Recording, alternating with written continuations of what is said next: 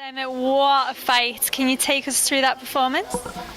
I just remember catching him with a couple of shots, and the sort of momentum of the fight changed. He seemed to be on his back foot. I was trying to cut angles this time, unlike the Marcin fight, and so I caught him. I seen his feet wobbly, went to the ground, and I just, the target was there. Let him go. Bring the ring. And you were coming off a loss. Were you looking to come out and just make a statement tonight in front of the fans? Yeah, like I keep saying, any fight, I'll give my best.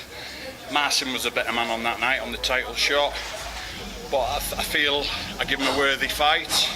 It's what it is. Hopefully, another couple of wins, I can get another shot at the winner tonight, either Paul or Marcin. I'm always up for it. You mentioned that you were cutting things a little bit differently than you did in the Marcin fight. How much of a learning curve was that loss for you? And it's a stupid question, but in hindsight, was it necessarily a bad thing? I mean, you're always learning, and you learn more from a loss. But with Marcin, I thought I was too square. I kept following him round the cage instead of cutting the angles.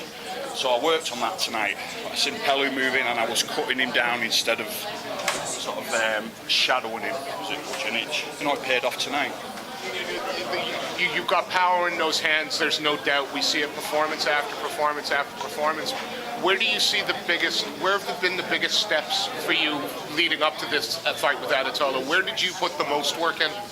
In my groundwork, getting back to my feet.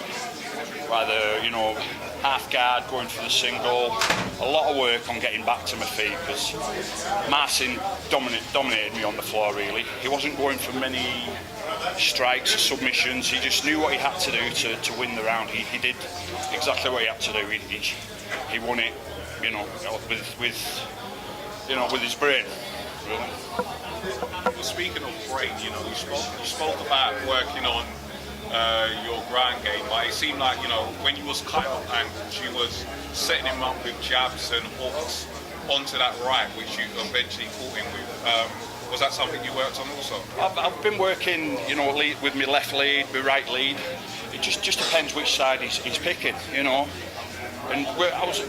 if the clinch come, I was going to work for a takedown, but if it was there to take, I'd have took it. And I was comfortable, stood up with him for the time being. Yeah, no offense, you walked him onto it.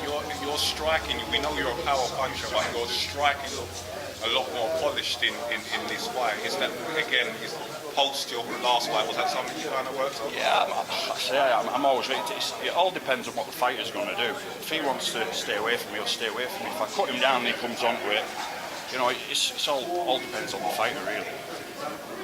How far away do you think you are from a shot at whoever is champion? Do you think you need one more performance like that to stake your claim, or was that performance enough? No, I've got to work my way in again, but things happen. If a guy pulls out, I'll always be ready to step up.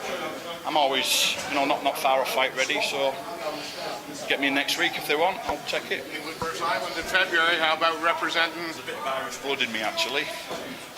Whenever they want me, I'll be here. Congratulations.